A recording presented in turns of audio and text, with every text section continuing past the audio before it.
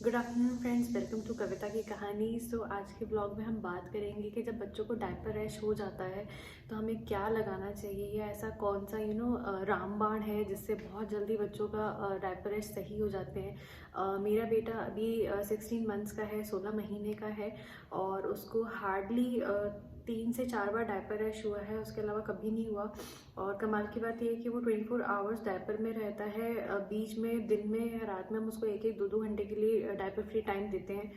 But जब से वो पैदा हुआ है तब से मैंने उसे एक डायपर में ही रखा है। मैंने क्लोथ नैपी यूज़ किया, बट मेरे लिए वो बहुत ज़्यादा मुश्किल हो रहा था चीज़ों को मैनेज करना। सो मैंने उसे डायपर में रखा, और उसके लिए क्या क्या चीज़ें मैंने फॉलो करी कि जिससे उसको डायपर रैश बहुत फ्रिक्वेंटली ना हो। क्योंकि ये तो हम सब जानते हैं, बीइंग अ पेरेंट, जब बच्चा बहुत छोटा होता है और जब हम उसके डायपर में रखते हैं तो उसको बहुत ज़्यादा डायपर रैश की प्रॉब्लम होती है। हम बहुत सारी चीज़ें अप्लाई करते हैं, फॉलो करते हैं, बट फिर भी उसको डायपर रैश होता है। सो आज मैं आपके साथ शेयर करूँगी कि ऐसी क्या 2-3 चीज़ें हैं जो हमें डायपर पहनाते वक्त ध्यान रखना चाहिए कि बच्चों को जब डायपर पूरे दिन पहना रहे हैं तो उनको डायपर रैश ना हो। ऐसी क्या क्या चीज़ें हमें करनी चाहिए। सो चलिए स्टार्ट करते हैं। सबसे पहला पॉइंट ये है कि अगर आप अपने बच्चे को पूरे पूरे दिन डायपर में रख रहे हैं तो आप ये मेक श्योर करिए कि उसका स्किन का टाइप क्या है। लाइक अगर उसकी स्किन सेंसिटिव है तो आप कोशिश करिए उसे पूरे दिन डायपर में मत रखिए। जैसे चीकू की इनिशियल जो 8 to 9 मंथ था, उसमें चीकू की स्किन बहुत ज़्यादा सेंसिटिव थी, बहुत जल्दी उसको चीज़ें रिएक्ट करती थी। तो हम उसको डायपर में रखते थे, बट हम उसे डायपर फ्री टाइम भी देते थे। तो आप सबसे पहले ये चीज़ देखिए कि आपके बच्चे का स्किन टाइप क्या है। अगर नॉर्मल स्किन है तो good to go, sensitive skin है तो थोड़ा सा प्रिकॉशन आपको लेने पड़ेंगे। सेकंड पॉइंट ये है कि आप कौन सा क्रीम या ऑइंटमेंट लगा रहे हैं। लाइक एक बहुत मिथ होती है कि तेल लगा लीजिए, टेल्कम लगा लीजिए, बेबी पाउडर लगा लीजिए, या जो पेडिट्रिशियन आपको सजेस्ट करते हैं कि डायपर रैश क्रीम लगा लीजिए। लेकिन हर चीज़ का एक तरीका होता है कि किस तरीके से लगाना है, क्या क्या प्रोसीजर फॉलो करना है कि जिससे बच्चे के डायपर रैश ना हो। तो सेकंड पॉइंट ये है कि आप क्या प्रोसीजर फॉलो कर रहे हैं, आपके बच्चे को क्या चीज़ है जो सूट कर रही है। हमारे बड़े बूढ़े कहते हैं कि बच्चे को डायपर में नहीं रखना चाहिए, वो बिल्कुल सही कहते हैं। लेकिन अगर आप डायपर में रख रहे हैं इसका मतलब ये नहीं कि बच्चे की स्किन खराब हो जाएगी, उस पूरे एरिया की स्किन खराब हो जाएगी या काली हो जाएगी या उसके बहुत ज़्यादा रैश होंगे। तो अगर आप चीज़ों को सही तरीके से फॉलो करेंगे तो डायपर पहनाने के बाद में भी बच्चे को कोई दिक्कत नहीं होगी।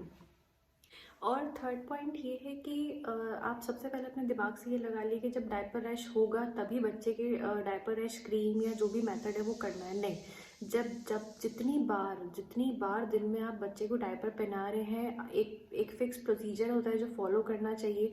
ऐसा नहीं कि जब डायपर रैश हो गए उसके बाद में आप क्योर्स कर रहे हैं, प्रिकॉशन ले रहे हैं। नहीं, डायपर रैश ना हो इसके लिए डायपर रैश क्रीम होती हैं। तो मैंने क्या मेथड फॉलो किया जिससे कि चीकू के बहुत कम डायपर रैश हुए। जैसे मैंने बताया कि उसके 3 to 4 times he diaper rash हुए। वो भी उसको तभी हुए थे जब वो बहुत ज़्यादा छोटा था। लाइक मुझे याद है जब वो 1.5 या 2 महीने का था तब उसको एक बार बहुत सीवियर डायपर रैश हुआ, और उसके बाद हल्के फुल्के उसके रैशेज़ हुए। उसके बाद टचवुड आज तक उसको कोई भी डायपर रैश नहीं हुआ है। सो थर्ड पॉइंट ये है कि आप जब जितनी बार भी डायपर पहना रहे हैं, डायपर रैश क्रीम लगाइए, जो भी मेथड है उसको फॉलो करिए। ऐसा नहीं कि होने के बाद में आप चीज़ें कर रहे हैं, नहीं। सो फोर्थ पॉइंट ये है कि मैंने कौन सी क्रीम ट्राई करी, तो मैं आप लोगों को बताती हूँ। मैंने ये क्रीम ट्राई करी है, एक्वाफॉर बेबी हीलिंग ऑइंटमेंट क्रीम। इसमें 41% पेट्रोलियम है। सो उसका मेजर कंटेंट पेट्रोलियम बेस्ड है। जनरली हम सबको पता है कि जो भी हम ऑइंटमेंट है, जो भी चीज़ें हम baby rash cream as a use करते हैं वो जिंक ऑक्साइड बेस्ड होनी चाहिए। लेकिन काफ़ी सारी क्रीम होती हैं जिन हमें डॉक्टर बोल देते हैं या कोई भी हमें सजेस्ट कर देता है कि ये वाली क्रीम लगा दो, हम ये देखते ही नहीं कि उसके अंदर जिंक ऑक्साइड बेस्ड क्रीम है कि नहीं है। सो ये क्रीम जिंक ऑक्साइड बेस्ड नहीं है, ये पेट्रोलियम बेस्ड क्रीम है। और जिस भी जगह पे डायपर रैश होता है या जिस भी जगह पे बच्चे के डायपर वाली स्किन होती है, अगर आप उस पर लगा देंगे तो ये बहुत इफेक्टिव रिजल्ट देगी, बहुत ही अच्छी रिजल्ट देती है। लाइक ऐसा आपने इसकी कंडीशन आप देख ही रहे होंगे, बिल्कुल स्क्वीज आउट हो चुकी है। ये मेरी फोर्थ क्रीम है, फोर्थ मैंने ट्यूब मंगाया है। थोड़ा सा इसके साथ दिक्कत ये है कि थोड़ा सा एक्सपेंसिव आती है ये। लाइक ये है 3 ounce की है, और ये ऑलमोस्ट मुझे पड़ी थी 1300 to 1400 की मुझे पड़ी थी। मैं एक बार ट्यूब में ही मंगाती हूँ क्योंकि ईजी टू कैरी होता है, कहीं पे भी जाना बहुत ईजी टू कैरी रहती है ये। ऐसा नहीं है बहुत ज़्यादा लगानी पड़ती है, बहुत थोड़ा सा टिप पे आप लीजिए उंगली के, थोड़ा सा लगाइए और वो बहुत अच्छे से स्प्रेड आउट हो जाती है पूरी। सो ये मेरा मेरा रामबाण था, लाइक इसने मेरे को बहुत, अभी भी मैं कभी कभी, अब जैसे चीकू की स्किन बहुत अच्छा रिएक्ट करती है, वो बहुत ज़्यादा सेंसिटिव नहीं है। सो अभी भी मैं काफ़ी बार लगा देती हूँ, लाइक मुझे ऐसा लगता है कि हाँ बहुत टाइम हो गया इसको डायपर पहने हुए, या हम लोग कहीं बाहर जा रहे हैं, हम लोग उसको डायपर फ्री टाइम नहीं दे पा रहे, तब मैं इसको डेफिनेटली 3 to 4 डेज़ यूज़ करती हूँ। अब कम कर दिया है मैंने यूज़ करना, बट इनिशियली 1 ईयर तक चीकू को रेगुलरली मैं लगाती थी जितनी बार वो डायपर पहनता था। अब इसका सब्स्टिट्यूट क्या है, लाइक अगर आप ये चीज़ नहीं क्योंकि डेफिनेटली ये थोड़ा सा महंगी पड़ती है, हर कोई नहीं खरीद सकता या हर कोई प्रेफर नहीं करता इतना ज़्यादा इन्वेस्टमेंट करना किसी चीज़ में। सो इसका सब्स्टिट्यूट ये है, अभी मुझे ये चीज़ पता चली, मुझे इनिशियली चीज़ का आइडिया नहीं था। वैसलीन पेट्रोलियम जेली जो होती है, जो वैसलीन हम लोग रेगुलरली चैप ड्रिप लिप्स पे, इस पे लगाते हैं विंटर्स के टाइम पे, तो आप अगर वो लगा के देखिए, लाइक चीकू के साथ में ये हुआ, जब मुझे ये वाला चीज़ पता लगा कि इसकी जगह पे मैं वैसलीन भी लगा सकती हूँ, जब मैंने चीकू की स्किन पे लगाई तो थोड़ा सा अच्छा रिएक्शन नहीं था, मतलब स्किन ने अडप्ट नहीं किया। लाइक होता है ना, हम भी काफ़ी सारे प्रोडक्ट यूज़ करते हैं, कुछ चीज़ सूट करती है, कुछ चीज़ नहीं सूट करती, तो सेम चीकू के साथ हुआ जब मैंने वैसलीन पेट्रोलियम जेली लगाई। एक चीज़ ध्यान रखिए, वैसलीन भी 2 तरीके की आती हैं, एक बेबी फ्रेंडली आती है, एक नॉन बेबी फ्रेंडली आती है। कमाल की बात है, जो बेबी फ्रेंडली आती है वो फ्रेगनेंस बेस्ड होती है, और फ्रेगरेंस बेस्ड जो प्रोडक्ट होते हैं बच्चों के नहीं लगाने चाहिए बिल्कुल। लाइक अगर आप थोड़ा सा भी कोई ऐसी चीज़ यूज़ करें जो फ्रेगरेंस बेस्ड क्रीम है या कोई लोशन है, कुछ भी है, तो आप मत यूज़ करिए। बच्चों की स्किन बहुत सेंसिटिव होती है, बच्चों की स्किन बहुत जल्दी रिएक्ट करती है चीज़ों के साथ। मैं नॉर्मल वाली वैसलीन की बात कर रही हूँ जो बेबी फ्रेंडली नहीं है। जब मैंने वो चीज़ लगाई तो मुझे ऑलमोस्ट मैंने 2-3 दिन लगाया, मुझे पता चल गया कि चीकू की स्किन को वो चीज़ सूट नहीं कर रही। सो ये आपके ऊपर है कि आप क्या मेथड फॉलो करना चाहते हैं। लाइक मेरा पर्सनल सजेशन है, मेरा पर्सनल एक्सपीरियंस ये है कि अगर आप खरीद सकते हैं तो खरीदे। 1 टाइम इन्वेस्टमेंट होता है, बहुत लॉन्ग चलती है, लाइक एक क्रीम चलती है ऑलमोस्ट 5-6 मंथ्स तक चलती है। और वन एंड सेम थिंग होती है, आप कुछ अमाउंट डालिए किसी चीज़ में रिपीटेडली, या फिर एक बड़ा अमाउंट डाल दीजिए किसी चीज़ में जो लॉन्ग टर्म तक चले।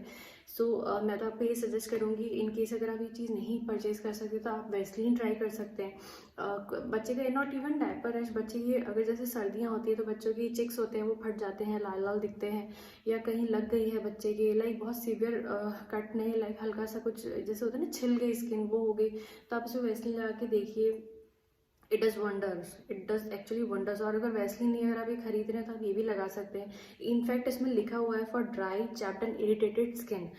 मैंने आज तक इसको डायपर रैश के लिए यूज़ किया है, मैंने और किसी चीज़ के लिए कभी यूज़ नहीं किया है, तो मैं बाकी चीज़ों का सजेस्ट नहीं कर सकती। बट वैसलीन का मुझे पता है, वैसलीन मुझे तो बहुत ज़्यादा सूट करती है। हाँ, चीकू को सूट नहीं करी तो मैंने इसके साथ ही कंटिन्यू रखा। तो 2 ऑप्शन है आपके पास में डायपर रैश को क्योर करने के लिए, या तो आप एक्वाफॉर के साथ जाइए या फिर आप वैसलीन के साथ जाइए। ये आपका कॉल है, आप क्या चीज़ फॉलो करना चाहते हैं। सो ये मेरा रामबाण था, लाइक जिसने मुझे इतनी बार मिलियन टाइम्स मुझे सेव किया है बहुत सारी चीज़ों से, क्योंकि हम सब जानते हैं जब बच्चे को डायपर रैश होता है तो वो कितना डिफिकल्ट पीरियड होता है, और छोटे बच्चे बहुत फ्रिक्वेंटली सुसु पॉटी करते हैं, और बार बार साफ करना, सारी चीज़ें करना थोड़ा सा हेक्टिक हो जाता है। सो ये मेरा था जो मैंने 1.5 साल के अंदर जो मैंने चीकू के साथ में चीज़ें फॉलो करी हैं। और ऐसी बहुत सारी चीज़ें हैं जो छोटी छोटी चीज़ें हैं जिनमें मैंने बहुत रिसर्च किया, मुझे पता चला कि अच्छा ऐसा भी होता है, जिसने मेरी मदरहुड जर्नी बहुत बहुत ईजी कर दी। सो मैं स्टेप बाय स्टेप बहुत सारे आने वाले ब्लॉग्स में बहुत सारी चीज़ें हैं, मेरा पर्सनल एक्सपीरियंस है जो शेयर करूँगी। तो ये मेरी रिकमेंडेशन थी। आप लोग मुझे बताइए कि आपने कौन कौन से प्रोसीजर फॉलो करे हैं। एक लास्ट पॉइंट में ये ऐड करना चाहूँगी कि बहुत सारी मिथ होती है कि जैसे मैंने इनिशियली बताया कि तेल लगा दो, सरसों का तेल लगा दो, या बच्चे को क्या बोलते हैं, टेल्कम लगा दो। तो मैं इस चीज़ को हाईली डिस्करेज करूँगी। अनलेस या अल्टिल अगर आपके बच्चे को अगर तेल लगा के उसको कोई दिक्कत नहीं हो रही है, या उसकी स्किन कोई रिएक्ट नहीं कर रही, उसको सूट कर रहा, तो आप जा सकते हैं उस मेथड के साथ में। टेल्कम मत लगाइए, टेल्कम फ्रेगनेंस बेस्ड टेल्कम होते हैं, और जो भी जेनिटल एरिया होता है बच्चे का उसमें कभी भी नहीं लगाना चाहिए, क्योंकि इनिशियली हमें नहीं पता लगता है, बट धीरे धीरे करके वहाँ पे इन्फेक्शन होना स्टार्ट हो जाता है, बच्चे की स्किन एक अलग सी ड्राई हो जाती है। सो आप कोशिश करिए कि बहुत ज़्यादा ड्राई भी मत रहने दीजिए डायपर के एरिया को, और बहुत ज़्यादा गीला भी मत रहने दीजिए। लाइक आप जब भी उसका डायपर चेंज करें तब मेक श्योर करिए कि बच्चे को एक अच्छे से वेट क्लॉथ से पहुँचिए, उसको थोड़ा देर दीजिए, 10 से 15 मिनट दीजिए दूसरा डायपर पहनाने से पहले कि वो अच्छे से सूख जाए, उसके बाद में आप उसको डायपर पहनाइए। लास्ट पॉइंट ये है कि आप कौन सा डायपर पहना रहे हैं, ये भी बहुत बहुत ज़्यादा मैटर करता है। लाइक मैंने शुरू से प्रेफर की, मैंने बहुत सारे डायपर चीकू के साथ में ट्राई किए, जिसमें मैं लैंड अप करी वो पैम्पर्स प्रीमियम था। लाइक जैसे रात के टाइम में, क्योंकि लॉन्ग आवर्स होते हैं, 6 आवर्स के लिए हम उसका डायपर पहनाते हैं, तो मैं पैम्पर प्रीमियम चूज़ करती हूँ। लाइक रात में मैं उसको वो पहनाती हूँ, पूरे दिन में मैं नॉर्मल जो पैम्पर होता है, जो ब्लू कलर का पैकेट आता है, उसको पहनाती हूँ। तो मैंने जितने भी डायपर अभी तक ट्राई किए उसमें सबसे बेस्ट मुझे पैम्पर के रिजल्ट लगे। मिनिमम डायपर रैश होते हैं, ये भी चीज़ बहुत एक मैटर होती है, लेकिन हम लोग कभी ध्यान नहीं देते, क्योंकि डायपर टू डायपर भी चीज़ें बहुत डिफर करती है, उसका मटेरियल, उसकी किस तरीके के बच्चा कैसे रिएक्ट कर रहा है उस डायपर के साथ में। सो मैं पर्सनली प्रेफर करती हूँ पैम्पर प्रीमियम या पैम्पर नॉर्मल पैम्पर। तो बाकी मैं किसी डायपर का नाम नहीं लूँगी कि मैंने कौन कौन से ट्राई किए, क्या क्या रिजल्ट रहा, बट ओवरऑल मुझे पैम्पर का रिजल्ट बहुत अच्छे लगे, तो मैं उस चीज़ को फॉलो करती हूँ। सो दो तीन चीज़ें होती हैं कि आप कौन सा ब्रांड यूज़ कर रहे हो, आप कौन सा मेथड यूज़ कर रहे हो डायपर रैश को हील करने के लिए, आप क्या किस तरीके से बच्चे को डायपर पहनाते हो, आप उसको कितना डायपर फ्री टाइम देते हो। सो ये छोटी छोटी चीज़ें होती हैं जो अगर हम ध्यान रखें बच्चे को डायपर पहनाते टाइम, तो हम इवन अगर हम किसी वेकेशन पे गए तो हम उसे पूरे पूरे दिन भी डायपर पहना सकते हैं।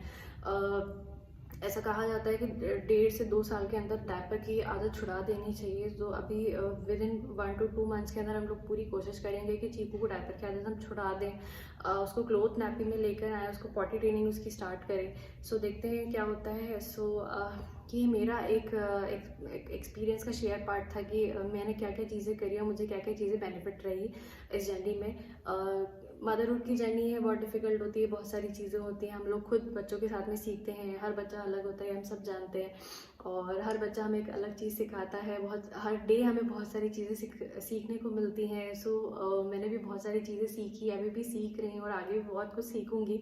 सो ये मैंने मेरा एक्सपीरियंस शेयर करिए। आप लोग मुझे लिख के बताइए कि आप लोगों ने क्या क्या चीज़ें फॉलो करी डायपर रैश को क्योर करते टाइम, या अगर आपको डायपर रैश कभी नहीं हुआ तो आपने ऐसा क्या किया कि कभी भी नहीं हुआ, और अगर हुआ तो आप लोगों के क्या वेज थे चीज़ों को हील करने के। सो इस आज के ब्लॉग में यही था, बहुत टाइम से शूट करना था। सो मुझे शेयर करनी थी ये वाली चीज़ें। So that's all for today. मिलते हैं नेक्स्ट ब्लॉग में बहुत सारी इन्फॉर्मेशन के साथ में, गपशप के साथ में। Till then take care, bye.